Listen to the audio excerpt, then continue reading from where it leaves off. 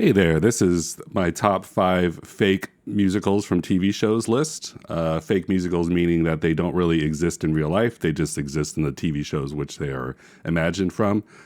I realized that I really like these kind of fake musicals. They're really fun, they're really short and easy to digest, and I think they don't get as much due as they should. I pulled some clips, and let's have a good time watching along with them. So coming in at number 5, The Rat Wars of Alberta, Canada musical. From Joe Pera Talks With You, Season 1. Joe Pera Talks With You is a fantastic show that everyone should watch. I really highly recommend it. It's 3 seasons, short and sweet. It was on Adult Swim, but not anymore. I think you can find it on HBO Max, maybe. Anyway, the musical here is pretty interesting because it really starts the relationship between the two main characters, Joe and Sarah, who are forming a relationship at this point. They get together to talk about some stuff and a musical that they're planning for their school, and they end up coming up with an idea, and let's have a look. Are you serious? Yeah, it'd be such a great job to drive each day through the Medicine Hat countryside and inspecting all the barns for rats nests. No, there are no rats in Alberta. Yeah, I thought everybody knew that. I certainly did not know that there were no rats in Alberta, Canada. I thought rats were like everywhere, always. No, to the contrary. Since she seemed interested, I told Sarah what I knew of the rat wars in Alberta, Canada over the next 3 hours. From when the rats first arrived on the Saskatchewan border in 1950 and crop supervisor William Lobay conceived a way to stop them, to the creation of the official program that continues to this day and probably will forever because the rats will never stop trying to get in. To do the musical about this. Hello, Dolly. Yeah, I'd see a show about rats. It's only 2 months away, though. You can do this. We gotta do this. So what's fun about this is, how they're kind of having this little drunken conversation about this. And, I think we've all been there when we're trying to, come up with a cool idea and something fun to do. And let's see, I think they're going to maybe do it. Or if they get a little background information on Canadian geography and rodent taxonomy. Did we get paid for tonight? No. From time to time, See, the part of the problem is that Joe really wants to give a big lecture at the beginning about what's really going on with the rats, so that the people can understand more about the musical. And Sarah's not so interested in that. everyone wonders what it would be like to be someone else, somewhere else. Maybe I'm wrong, but I bet even Chinese tech billionaire Jack Ma. Sir.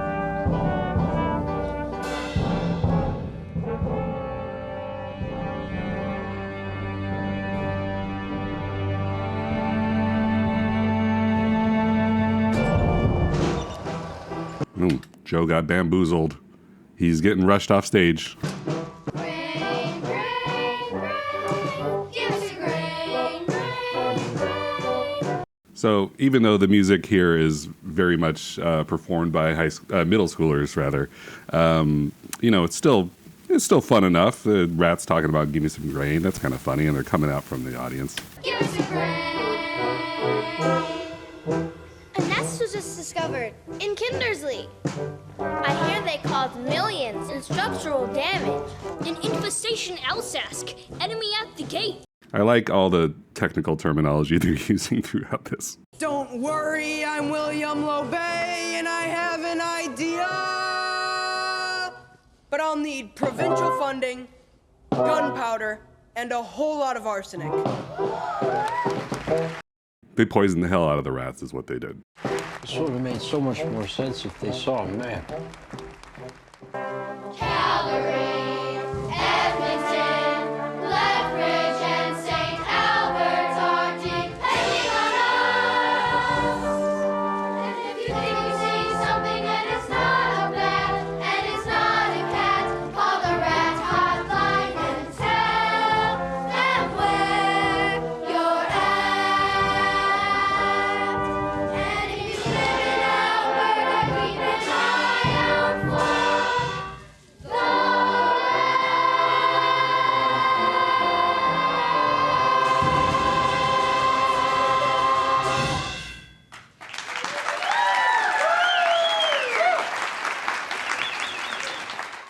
So I think, the musical, it's not really that great, but it's good in the sense that it really starts off this relationship on a very interesting footing.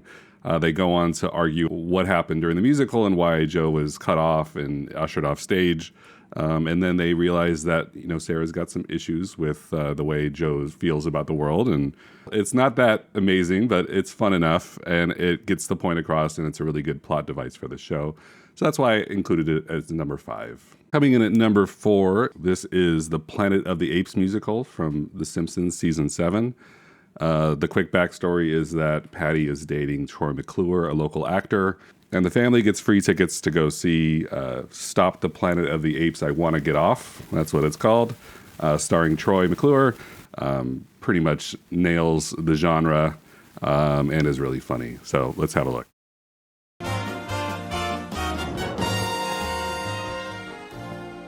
Get your paws off me, you dirty ape! He can talk. He can talk. He can talk. He can talk. He can talk. He can talk. He can talk. I can sing! Just a wonderful musical cliche with that he can talk, I can sing thing. This is so good. Dr. Zaius, Dr. Zaius. And a very unfortunate use of Rock Me Amadeus to sell this point. Oh, Dr. Zaius. Dr. Zaius. And look at this fucking guy with his fingers pointed like that. It's so good. And the breakdancing guy. Can I play the piano anymore? Of course you can. Well, I couldn't before.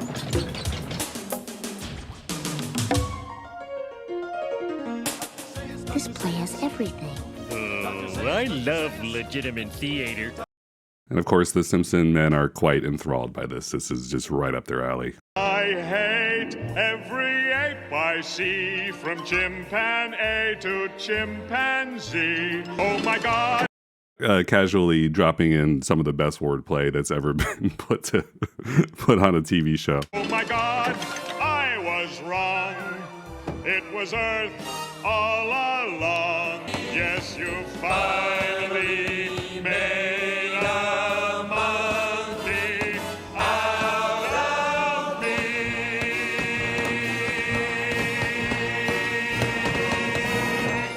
I love you, Dr. Zaius. The best part to me about this is the big epic ending, which is like the silliest and stupidest concept ever in this context. And you just gotta love even how like the curtain dropping and closing in on that final scene like really makes it seem important, but it's really the stupidest thing ever. It just kind of goes to show like how easily manipulated audiences can be as long as there's like certain things that happen, and things can seem very important that are not at all. It's just like the funniest thing ever. It's pretty short, so I didn't include it higher on my list. But, Planet of the Apes musical by The Simpsons is just a stone cold classic. Coming in at number 3 is Dayman the musical from It's Always Sunny in Philadelphia. This is a very, very famous clip here. One of the funniest things Sunny's ever done. It's basically an expansion of a long-running gag, I guess you would call it, about Charlie's childhood trauma. With someone called the Nightman, who is probably his Uncle Jack. It's pretty disturbing stuff when you really think about it. The way it's presented is very, very funny. And the characters are absolutely insane and ridiculous. It's exactly what you would think of in terms of a Sunny musical, and it delivers on, all fronts. So let's have a look. You came at the right time. Is he sleeping? Yes. He's sleeping right over there. Just the way you like him. Just the way you like them. Did you bring the toll? Confound your lousy toll, troll. God damn it. They're not intimidated by Mac. It's really bothering them. You want the baby boy's hole, you gotta pay the troll toll. You gotta pay the troll toll to get in. Troll toll. What'd you say? Troll toll. Hey, hey, hey! Troll toll.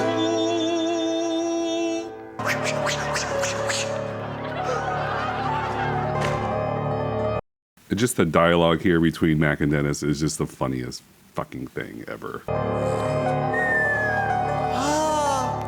Give me that leg, boy. No. Do you have a boner right now? Shut up, dude. Don't ruin this for me. What? What the hell are you? Jesus. Okay, stop. That's enough, dude. Does it hurt? He's kind of like dry humping him under the sheet. Did it hurt? Tiny boy, little boy, baby boy, I need you. Tiny boy, little boy, want to make love to you, boy. If you only knew what I'd do to you if Boy, oh boy. I was that boy that's inside of you. Oh boy. Romantically charged embrace. Champion of the sun. You're a master of karate and friendship for everyone. Dayman. Stage freeze. Don't say stage freeze, just do it. Just do it. And I feel like the musical is really leading up to this Charlie moment, which is like the melody he sings in this part is like so deranged in and of itself. Just the melody. It just like, how perfect could it be, you know?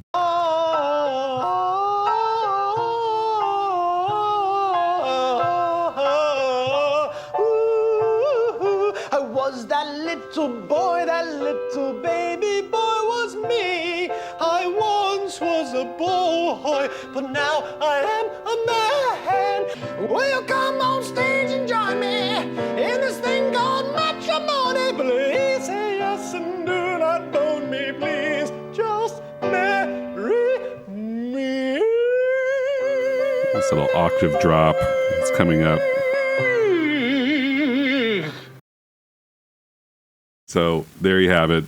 The Dayman musical, just TV history right there. Coming in at number 2, we have Electro City from Wet Hot American Summer, The First Day of Camp.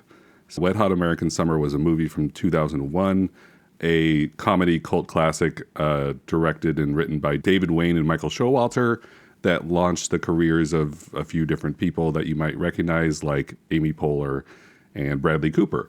Apparently there was something in the air, 5 or 6 years ago when they wanted to get the gang back together.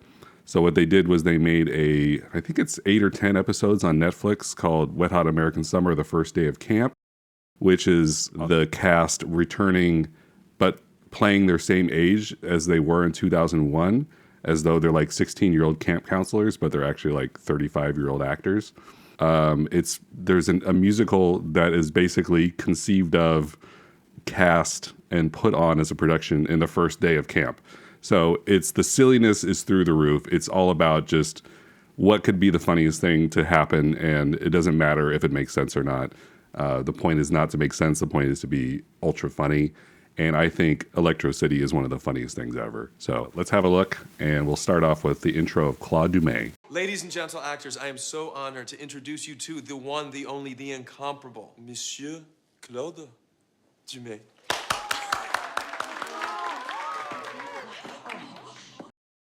These are all supposedly kids at camp, and they're all grown-ass men and women. Look at this guy on the right he's definitely like balding. But that's part of the joke. It's all supposed to be insane. Well, what is happening with Mr. Dumais?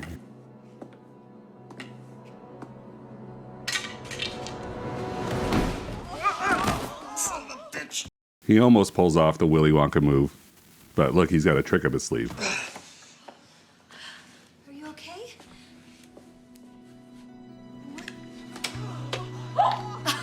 Genius. What'd you guys think of lunch today? This is the audition of a young camper named Logan St. Bogan, played by John Early. Think of lunch today. The sloppy joes were pretty great, but the coleslaw was a little eggy. I think we can do better. Everything has a season, everything has a time. Show me a reason and I'll soon show you a rhyme. I just love like the weird vocal inflections, like everything has its time. Like very faux conversational. He's a pro. He started auditioning the moment he walked into the room. He's the one. We should tell him before he books something else. Before he books something else? He's at camp. No, never let them know you like them. Children belong where they can ramble. Egos belong where they can along where they could fly. Under arrest for murder. So now we're actually at the musical. It's later that night. They have prepared and rehearsed this musical, so now they're putting it on. One thing that is just so good about this is the way the audience reactions are filmed. Just take note of how crazy they go with those audience reactions. But I didn't do it. Tell it to the judge. Mama, are you proud of me? You taught me well. Now I'm in jail. You taught me well, now I'm in jail. It's the end of the dream. Inside my cell, will justice prevail? Take a look at me now. Zoot suit. Okay, so this is the Zoot Suit song. These two characters are slowly realizing that they like each other. And this little Zoot Suit combo thing really brings them close together. And the song is just the stupidest thing in the world. Zoot, zoot, zoot, Z-O-O-T-S-U-I-T. Breat, pleat, silk lapel. Guns a-blazing straight to hell. In my mind, you look so cute. Wrapped up with your arms around my zoot, suit, zoot, suit, suit. Cause I'm not afraid of dying, but I am afraid of losing you. Why are you so mean to me? Hey, I'm just There's some little dialogue mixed into this song that's just so good. telling it like I see it, that's all. Love is the only sentence you will ever serve. Love is a crime, and 42 forever is the sentence I deserve. Jerk, you know that. I don't know why. You just sing the goddamn song, you stupid. I feel the spark. Jerk, bitch. I feel the spark. I really like that vocal line that he does there. I don't know, it's actually really good to me. It's so remarkable. These sparks of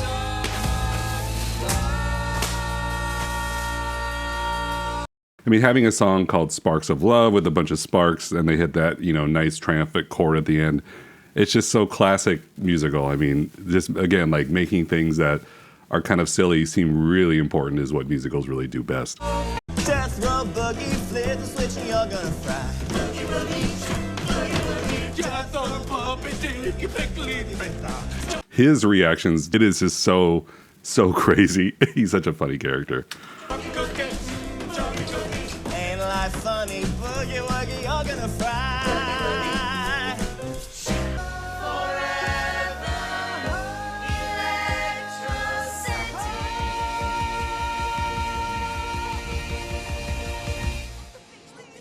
I'm scared.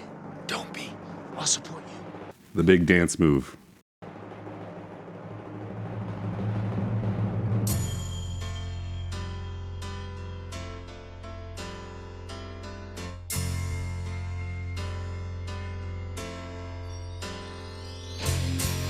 You should have seen by the look in my eyes, baby.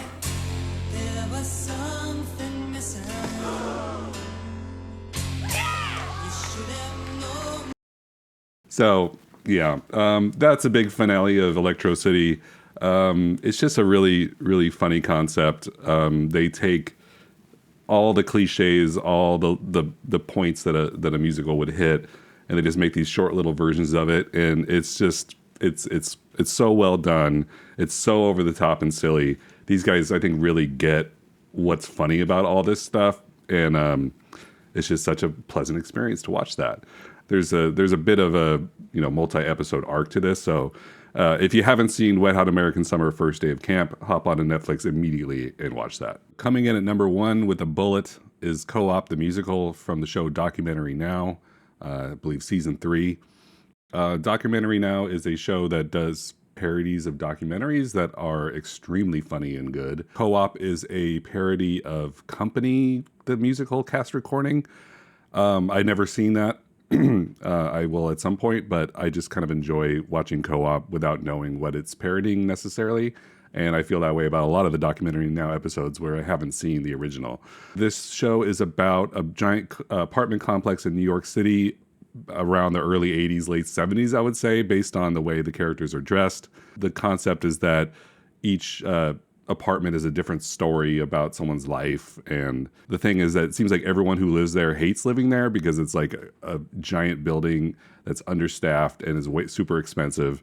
There's a very angry doorman, played by Richard Kind, top tier A+ stuff. Richard Kind and Paula Pell, two older generation actors who just absolutely destroy this. It starts with a kind of an explanation of what the co-op is. It, has all the twists and turns in the middle. I pulled a bunch of clips, so it's a longer one, but it's because there's not really a lot to skip. It's also so well done. So let's get started.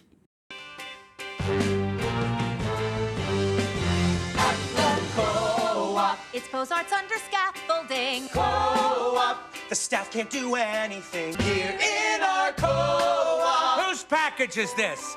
Something from Overnight Insulin Emergency Providers? Going once?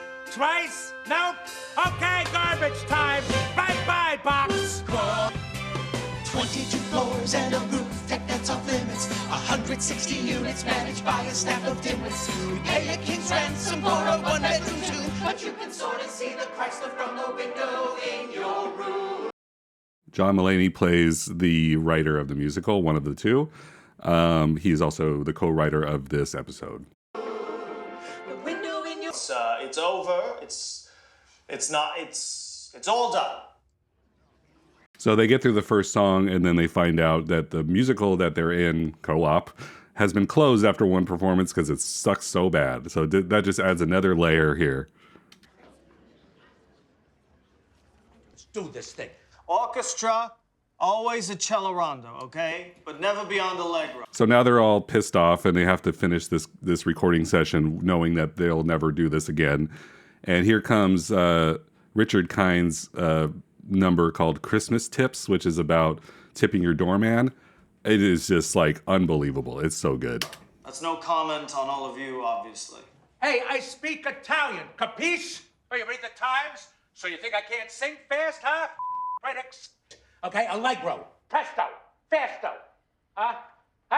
I'll show you breath control. Christmas Tips, orchestra. Hello, Robbie. Hello. Welcome home, Mr. and Mrs. What is this? I'll tell you, this is just a package I've been holding.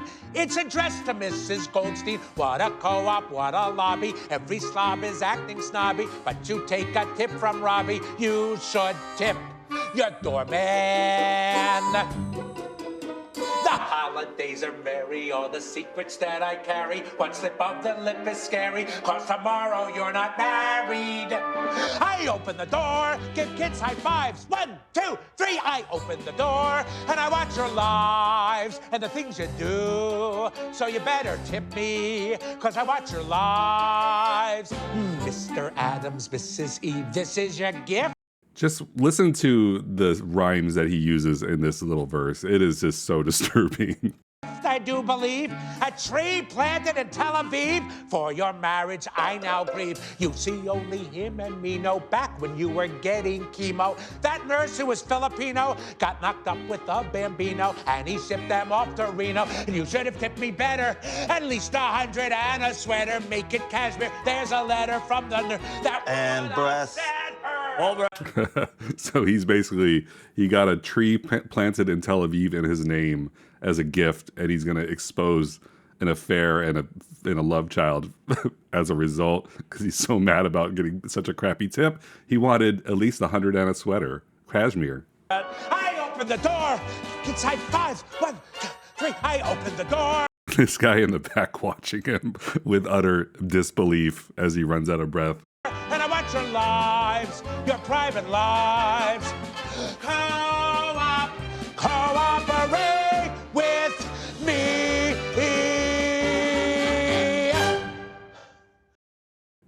He's very confident, even when he had to take a breath in between, in the middle of a note.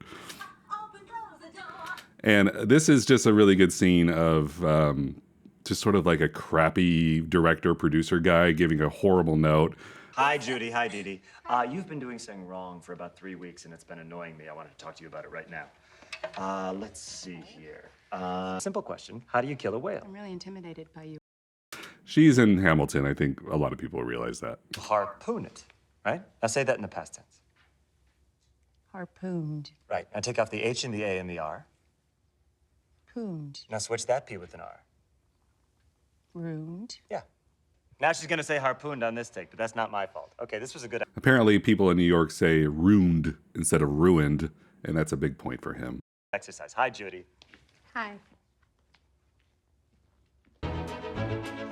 If I'm being honest, it was all very harrowing when the invite came for an evening of caroling. I don't like singing, I'm not much for conversation, and the combo of the two gave me such hesitation. I took a little something just to dull all the edges, either that or I was certain to be jumping off the ledges. I'm really quite sorry, but I'm going to admit it. I'm really so sorry. If I could, I would quit it, but the fact of the matter is I did a little cocaine tonight. She's the knees of the bees, always making eyes at me. It would seem such a dream if I asked her for a dance, but I just blew a rail and I'm gonna shit my pants. Hey there, Joe, yes, of course you know. I don't know why I'm telling you so. I just got here and grabbed a beer. Are people singing or is it clear? Just feels right to admit I did a little bit of cocaine tonight. Do you have more? I can get some. Such a drug addict song, which John Mulaney was at the time, and he talks about it in great deal in one of his comedy specials. But that is just, that's such a funny song about these two want to meet each other, but they both did cocaine and they're feeling really weird. I can picture that studio fitted out with my style. And this is the, she's describing how she's going to decorate her 500 square foot apartment with all these things. A brown and beige kind of mood, you know, and Metro hex green tile. A frame Navratilova hanging just above the sofa. And the brown and the beige and the brown and the beige and the brown. For those who don't know, in the 70s and 80s, beige and brown was interior design colors of choice. And so this is a knockoff that. I don't really know that to be a fact. I just figured that out, I guess, from watching this. I'm laying my dreams on you. I already bought a fondue. And the brown and the beige and the brown and the beige and the beige and the brown. With the brown and the beige and the brown and the beige. Beige and the brown and the brown.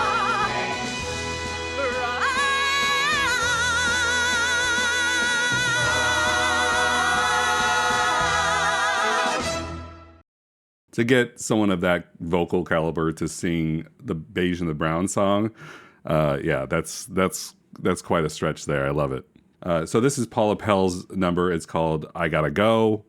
Again, this is, I think, a very well-known take on something I haven't seen, but I just love this song so much. It's so unusual and so interesting sounding to me that I kind of, like I said, don't really want to even know what the original is because it kind of would maybe ruin it.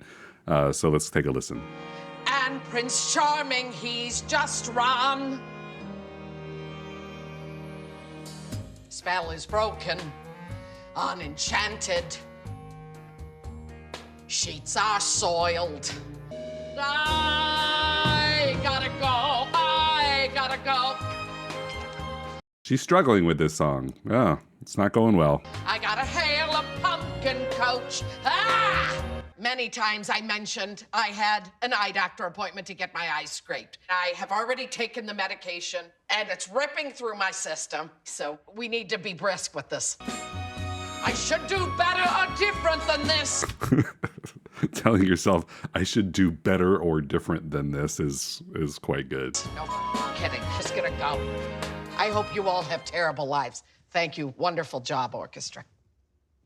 I worry we pushed her too far. Actors have a point where overnoting can almost hurt the performance. And Taran Killam comes in with one of my favorite lines of anything.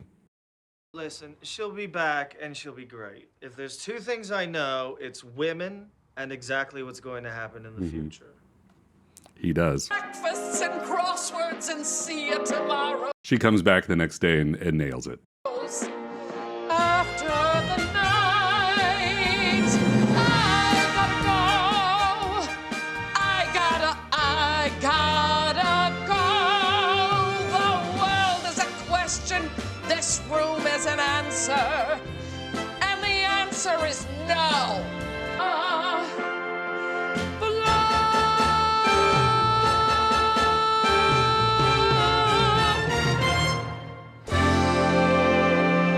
I mean, just like a really impressive, fun song. I mean, it's just really cool. Like, it's a cool song.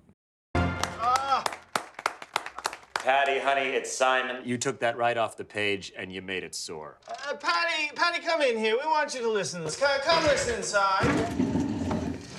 Oh, the poor darling. She's blind as a bat. So this is the final number, kind of wrapping things up. So in true musical fashion, everyone is having a really hard time. Everyone hates everything and everything's going wrong.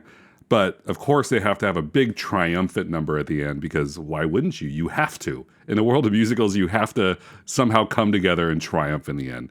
And it features a lot of Robbie the doorman being very mad at this young man or child who pushed all the buttons in the elevator. And so now they're all taking a long ride. Awful lot of spunk. What a little punk. Hits every goddamn floor, runs out the door. I knew that kids like that don't grow up. No, they shoot up and die. They don't grow up, they shoot up and die because he pushed all the buttons. He's that mad at him. Man, you're an angry guy. Yes, we're going up to the penthouse in the sky. All 'cause little Adam Klein's a shitty guy. Calling a kid a shitty guy is really funny. Care to take the stairs? Yeah, right. I hate the stairs. I mean, going down them isn't the worst, but going up. Stairs in either direction is a nightmare. Stairs in either direction is a nightmare is something that everyone should say in their regular lives on a regular basis. It is. I just love that. God, I love elevators. God, I love this co-op.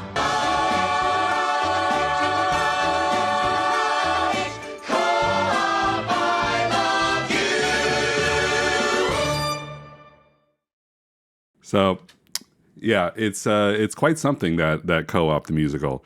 Definitely the longest, most involved, most well thought out. Then I just have to give it number one, even though we're talking about It's Always Sunny in Philadelphia and The Simpsons and all that. Co-op is just a cut above, and I believe it's currently on Netflix. So I'd encourage everyone to go watch every episode of it because it is just so good. That's my top 5 fake musicals from TV shows. Feel free to like it or subscribe or do both. See you next time.